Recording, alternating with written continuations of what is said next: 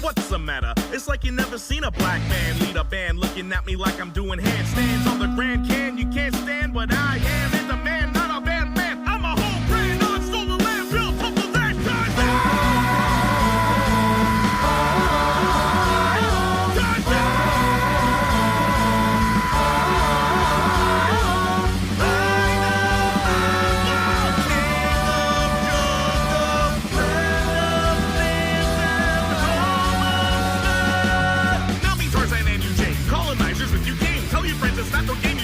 to change his name? Cut that phrase and kill me, kind. Fill me head with so much lies. Pass the pour and see it rise. Me don't want to be you guys. Me don't need a savior. Well, Jay, I don't know where to start other than the fact that I can't get Tougher Than Tarzan out of my head. It's officially on my playlist. I always try to make a playlist that consists of all the musicians that I interview or spend time with. And needless to say, Jayniac Jr.'s something I've been talking about for the last few days with a lot of my associates. So I really appreciate having the opportunity to interview directly, Jay. Thank you. I'm honored too. Well, listen, let's start with the obvious, which is what kind of a breath of fresh air your band has become, because I've done my diligence. I did some research. You started essentially doing what sounds like weddings and bar and restaurant gigs and funerals, which, shouldn't surprise me because let's face it, music is accessible for every emotion on this planet. Oh, ain't that the truth, man? What was it like in those early years before you had a chance to seriously focus on what Jayniac Jr. has become? Tell me about the kind of origin story, the early days of Jay and how his band went from hopes and dreams to starting to get phenomenal momentum in the music business. Oh, especially as an indie artist, I might add, which is very impressive. Thank you. Honestly, where it all began, like it all starts at the church, I gotta say, and I gotta shout out my church, Redeemer of Canada, because even me singing, it started in my dad's choir. So my dad is a pastor, my mom is a pastor. And I'm an only child, and like my mom comes from a lineage of pastors, so like she was next in line and then I'm supposed to be next in line, but here I am making these punk rock songs.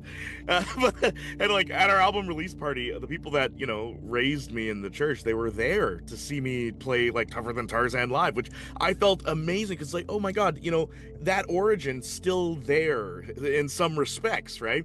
Anyway, they always tell me, remember where you came from. I started singing in the choir, right? And I hated it. Would you believe? Even started piano when I was 8 years old so that I could play in the church. I hated it. I didn't want to be a part of anything musical when I was a kid, but I was thrusted into it, and my dad insisted. He's like, trust me, one day this will be a good fallback for you. And I am like, what do you know, Dad? You're like, come on, get out of here, right? What do dads really know, right? What do dads ever know? I'm 8 years old and I think I know everything, right? Yeah. But piano, I stuck with it for a while, and I remember, even the singing and stuff like that. I picked up my first bass guitar when I was, I want to say 14, and my dad was so against it because he believed, oh no, like piano is your instrument and this is what you're going to use at church when you're traveling to play music. Because like, remember the funerals and the wedding, I was already kind of in that realm even just on my own because of piano, because like everyone we knew needed a piano player for weddings or for funerals. It's such a common instrument, even like church services, whether they're Orthodox or Protestant, stuff like that.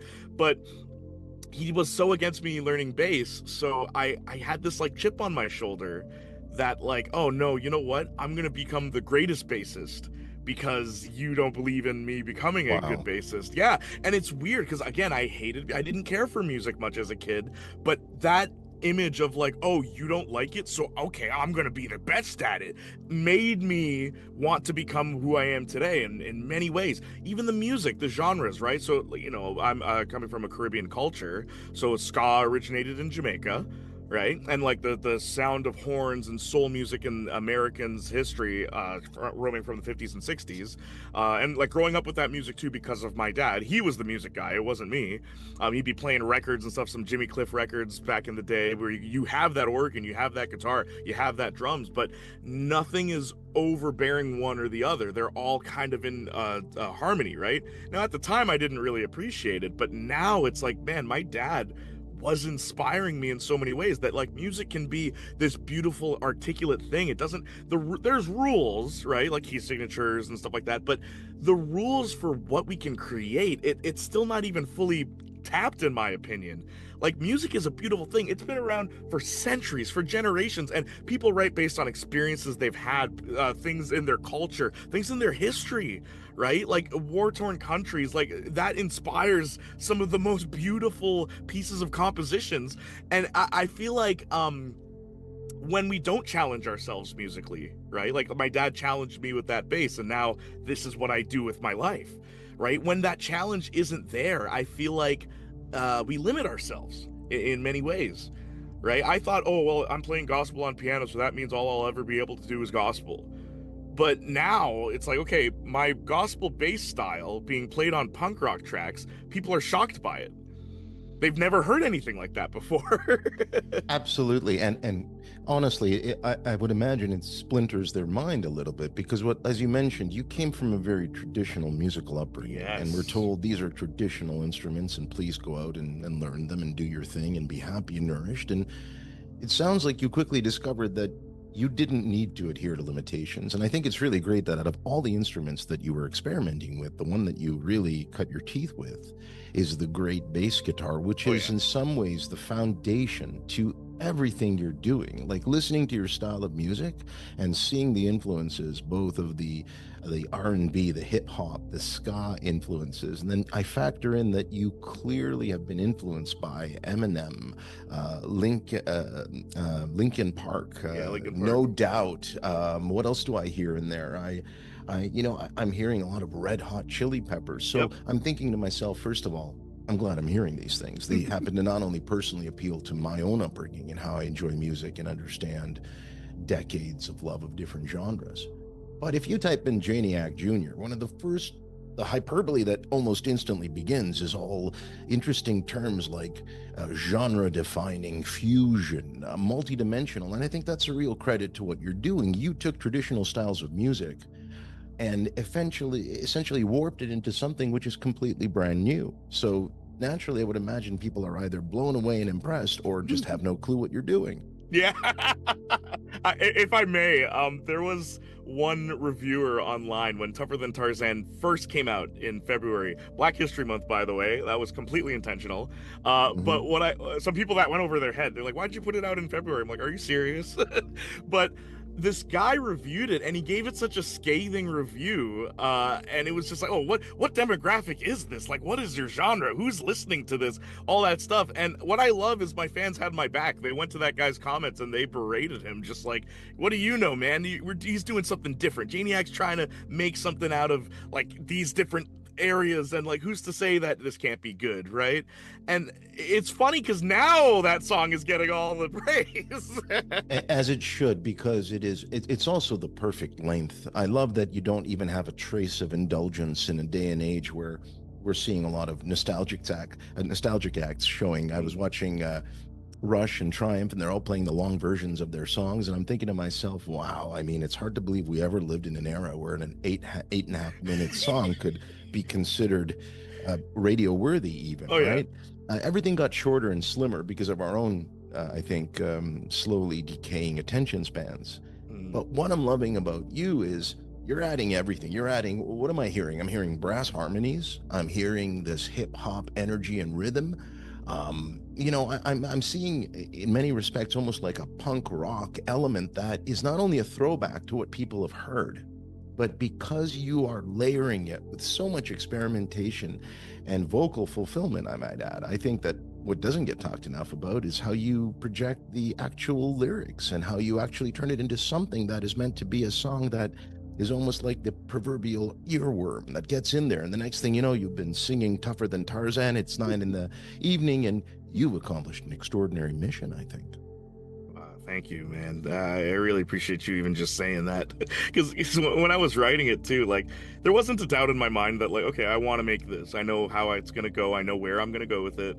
But, like, seeing people, like, a friend of mine sent me this video of his niece dancing to that song. Like, she pulled it up.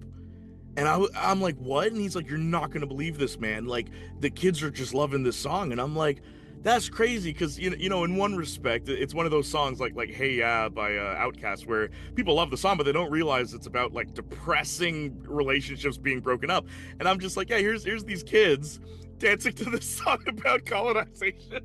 And it's like, Surreal. yeah, Absolutely it really surreal. is surreal, and I love that though. I love that because that means, you know, if they grow up and they look up that song again, if it's still in their head, and they maybe they'll realize like, oh, wait a second, like this is deeper than I expected, you know, and But that's what I wanted to go for. it's crazy in its irony because earlier you mentioned how you redefine music for yourself, and isn't it interesting that the listener does the exact same thing, that you could create this 6-minute ballad about, you know, the end of love and romance and the failure of your heart to find its dreams and its desires, and yet some people will listen to it as a source of inspiration because something It's about the true. notes or the way that you've sung it essentially emboldens them to move forward.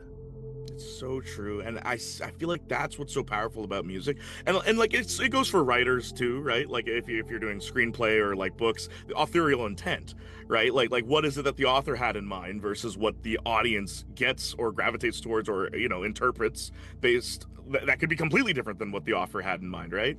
And I think that's just the world, man, and like that's why music is so beautiful, in my opinion. And also, you're absolutely right. Also, that it keeps you driven and motivated when you're getting videos from family, friends, and fans who are showing you their children dancing to things that you've created just simply from the deep recesses of your imagination.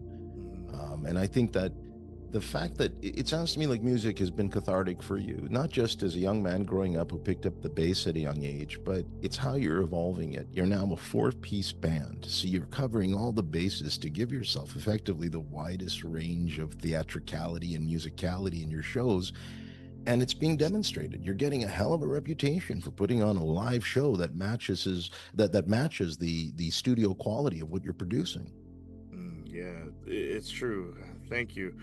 And yeah, even that, you mentioned 5-piece band, brother. I if you because like now it's the second album that's out. The first album, and like even with the second one, most of the songs, it's me and one other guy in the studio, eh? Mm, Like I'm playing most of those instruments you're listening to, especially for Tougher Than Tarzan. Most of that is just me, and then one other guy plays the drums.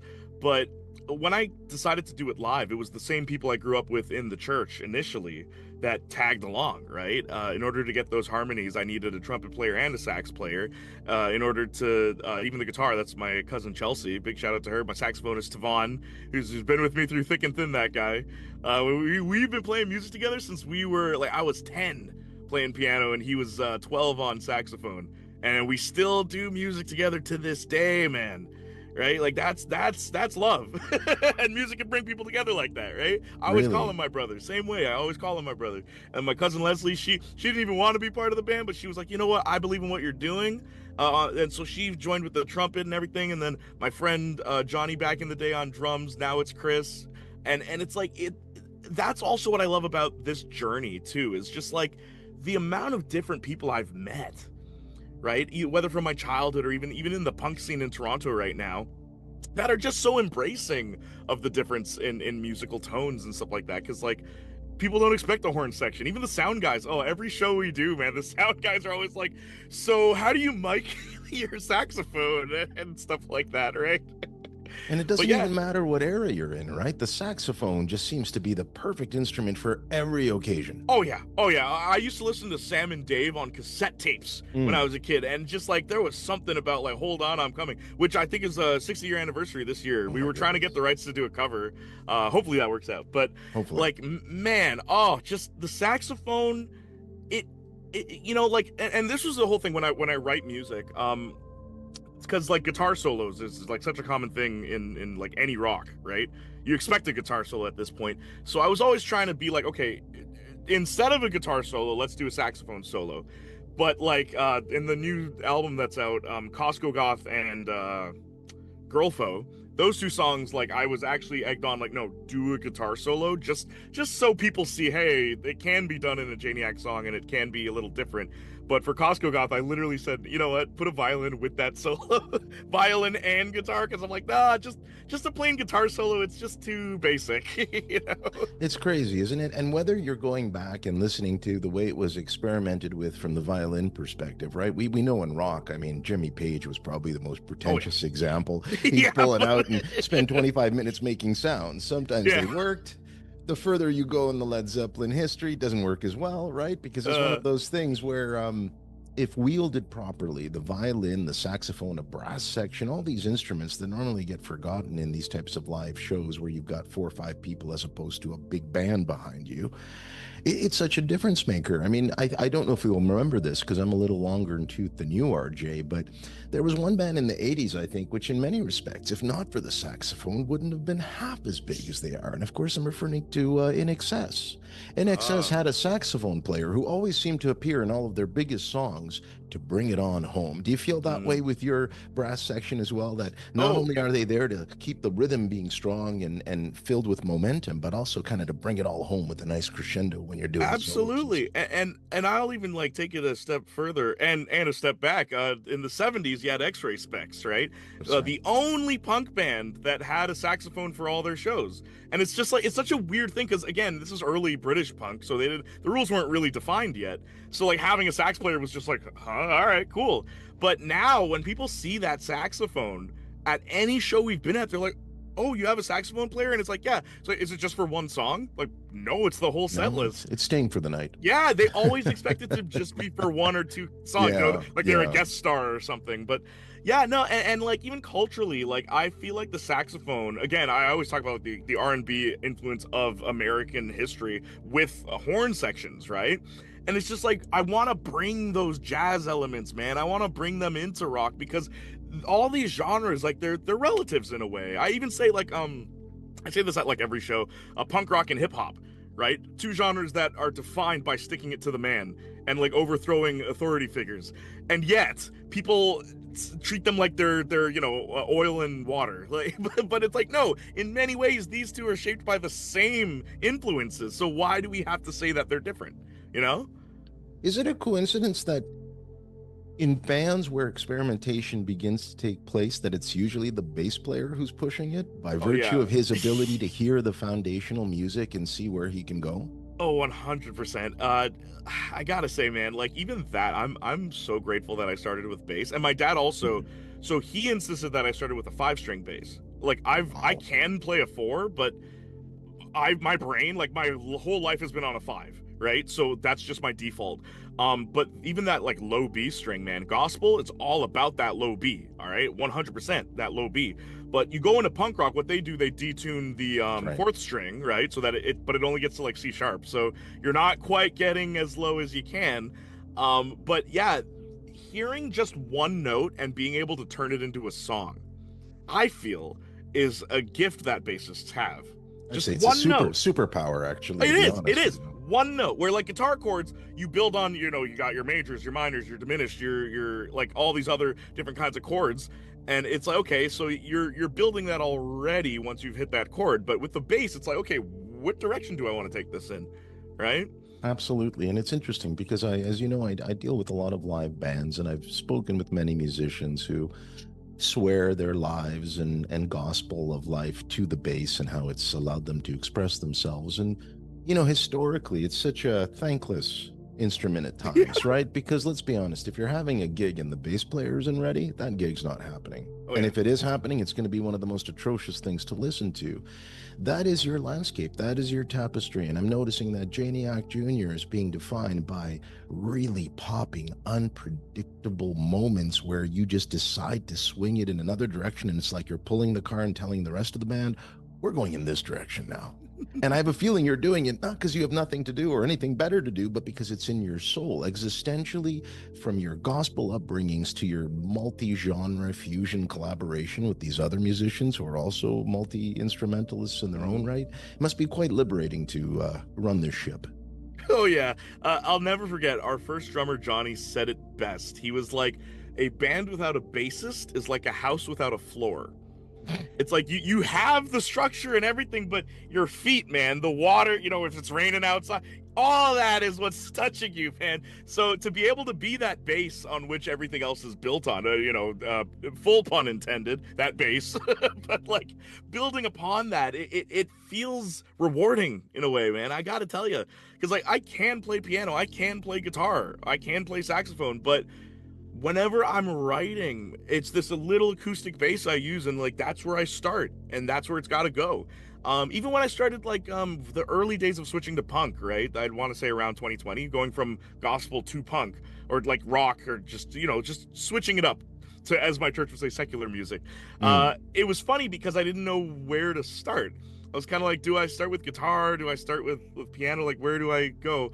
And it was so funny the amount of times I tried to just write a punk song, but then I'd be like, oh, but what if a saxophone was here? Oh, but what if the bass went like this? Oh, but what if, right? And at the time I thought, oh, I'm being too deviant, but I realized, as you said, it's just my soul. It's just what's in me, and I shouldn't hide from it. I shouldn't fight it, right? That's what defines me. Absolutely, and that's the key word there. It defines your nature, your spirit. It gives a culture to your music that emanates from your soul. And growing up, myself, although I was a percussionist and spent decades playing the drums, for me it was all about the collaboration and the chemistry with the bass player. Especially growing up in an era where I really admired players like John Wetton, Chris Squire. I'm a huge admirer of Jaco Pastorius and James Jamerson, and basically the whole history of bass players to me on through the years. You go up to the really big names like John Entwistle, and you start realizing that the reason that they became larger in life is each of them had their own distinct groove and magic pixie dust. I mean, I was just watching the other day Rush playing live on their reunion tour, and Geddy Lee is absolutely shredding. And of Oh yeah, course, people absolutely. are saying, I didn't know about this. I'm like, really? You didn't know about this for the last 40, 50 years? Maybe your timing, Jay, is brilliant, because I have a feeling that after every show, you've got a new bass player in the audience who wants to go out and learn the instruments. How wonderful does it feel when you know you're influencing young fans who will look at you and go, I want to be like Jayniac Jr. I want to see what Jay's doing and see what if I can duplicate it or take it to the next level. I'll tell you right now, we have never done a show without at least two people asking me for lessons. And sometimes it's been the bassist of the other bands opening for Oh, us wow. asking me like, hey, can you teach me how to play like you? And I'm always like, hell yeah, man. Like like I want more bassists to feel comfortable with themselves and feel like they matter in their bands, right? Even if their band isn't like a bass forward band, it's like that is so quintessential to like feeling like a musician, like and Absolutely. and you said the younger audience, like we haven't done many all ages shows, but everyone we've done, I always get like, oh, please show me what you're doing. How did you do that? Where did you do that? There was one person who interviewed me who asked me if I could give them lessons. And I'm like, are you serious? And it was for like their college paper, just like local musicians. And I'm like, really? And I'm like, did you ask the other people you interviewed? And they're like, no. But Well, like that's so complimentary too, right? I mean, is I there no know. greater compliment than a stranger coming to you, listening to you for a short window of time and saying, I want you to be my inspiration. I would like you to be the muse that helps me understand how to master my instrument. It's a heck of a feeling, isn't it? Oh, it's wonderful. It's very rewarding too, because at one point in my life I thought, this is not going anywhere. This isn't doing anything. So hearing them come to me and say, no, you gotta keep doing what you're doing, man. You're inspiring me. One guy said he started a band after seeing us play live. And I'm Oh, like, wow. good. This young kid, he couldn't be any older than 20, right? And I'm like, oh my god, I that is why I gotta keep going. You know? You know, Jay, I think what I like most about you is amidst all this theorizing and philosophizing we're doing is the fact that you're also independent. And being an indie rock band means that you're appreciating what the industry can and cannot do. And for a lot of people, that creates impediments and barriers. What was the moment when you started feeling like there were no more barriers for creating the Jayniac Jr. brand and now being able to create videos and collateral where people are coming to you after and saying, Jay, this is astonishing. Teach me. I want more. Can you do my bar mitzvah? Whatever it is, right? Because let's face it, you've pretty much done every other event. It's true. What was the moment when it clicked for you and you realized I'm not going to be fearful anymore of what I can do. I'm going to focus on what I can. I'll tell you. Basically, November 2024. So the Wow. show we did before that, yeah, I can pinpoint exactly when it Well, that's was. excellent. It was the 23rd of November on a Saturday. Prior to that, we had done a festival. It was Yod Fest, so that we had artists from Jamaica come in. So Nadine Sutherland, Metro and Devante, the New Generation, like a lot of those artists came. I played guitar. I played guitar for them. You know, the Pass the Dutchie band. I played guitar for them because their guitarists had to go, and I knew all their songs. But anyway, side note. We did that show, and I remember thinking, okay, that was fine, no big deal. But we ended up deciding, like, a dear friend of ours, Shanita, she should be our manager because she's got a way of talking. Like, she's got the gift of gab and she's able to negotiate things. I had tried for maybe 4 years to get a show at Sneaky D's. She got it for us a month, like just like 2 weeks later, she got us that show. And I couldn't believe it. So I said, okay, well, we're new. We're relatively new in the scene. I'm like, maybe just get someone else to headline for us. And she says, what do you mean? You guys are gonna headline. And I couldn't believe it. I'm like, us? Like, do I have an audience? Like, I know online I do, but like in person, that's not gonna work. And the day came, it was November 23rd, 2024. We did that show. And before I went on stage, I said, like, is this what I want to do with the rest of my life? I asked myself, right? And I'm trying not to get emotional, but it was so fascinating because so many people came. Yeah. And I didn't think that I was worth that. Yeah. Or anything that I had developed should be cherished to that degree. So after they all came up to me, I remember it was like after the first song we did, people started cheering like crazy. And I literally said to myself, yeah, this is what I want to do. This is what I want to do with the rest of my life. Because it was the first time I really felt like I was in control of something. And validation. It was maybe the first time that you realized you didn't need anything but yourself to get that. That's all I needed. And the fact that even our manager believed in me enough to say that we could headline, and like we almost exclusively headlined all the shows that we've done. Right? So it's like that's all it took for me. Jay, to keep going. Why does it make you so emotional? Is it just because it felt like a long journey, or because maybe it felt like it opened that portal, which can be so daunting that now you have your own self-empowerment? I mean, everyone looks for that in this world of billions and billions of people. For you to be recognized in the most original manner possible, coming from a choir background where everything was an apparatus and constrained and natural, to be in this free-flowing reality, I think I can feel in your voice and in your emotions, it changed you as physiologically as it did psychologically, didn't it? Absolutely. And it was both a matter of length and like I'd always see my friends doing better in music than I did, and I thought, okay, I guess it's just never gonna work for me, right? Again, just like, I guess you know what it was, and I can pinpoint exactly what it was. I didn't believe in myself. Like, it's hard to do anything if, so what if people don't believe in you? If you don't believe in yourself, how are you going to get anywhere, right? But that's all it took for me to see that I should be confident. I shouldn't be doubtful. I shouldn't be beating up on myself. Like, people believe in me, and people are willing to support what I'm doing because it's different. And that is all I had to see. That's all I had to see. And for me to completely change. And like, I will say, many of my friends have told me after that day I've been different. Like, just even how I carry myself, it's been different. So it's a lot deeper than even just the music, man.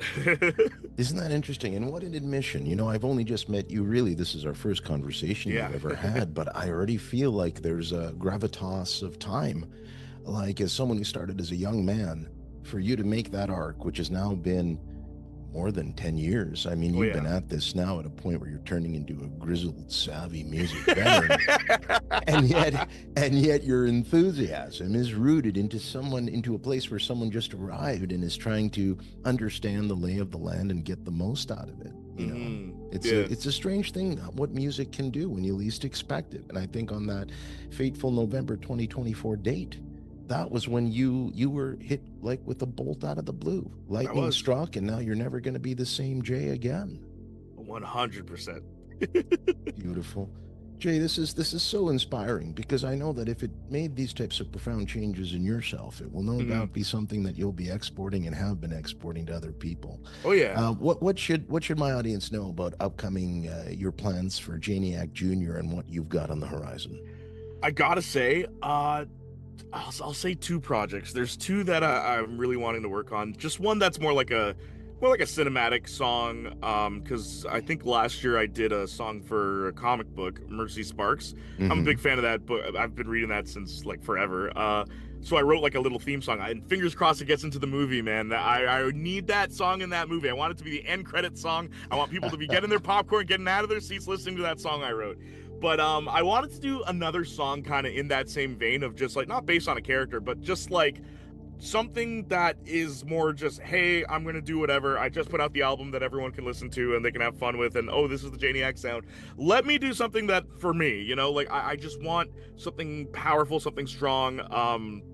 And I don't know, should I say Deepfake Massacre is what I'm thinking of calling it, and I kind of want to talk about, like, you know, AI and like how it's affecting musicians and how it's affecting creators and like how industries are using it to erase us and stuff like that. I kind of want to talk about that for a bit in that song. And then the other thing, I have wanted to do this for so long, and now I can finally do it for Black History Month next year. I'm preparing sort of an EP with some artists from like my past and like some artists I've met on the way, and like just experimenting with those calypso sounds with punk. And I want to call it calypso punk, a term that I used way back, and I googled. It's like no one's picked up on that term yet. I want to like grab that one, you know. I'm the guy who coined calypso punk.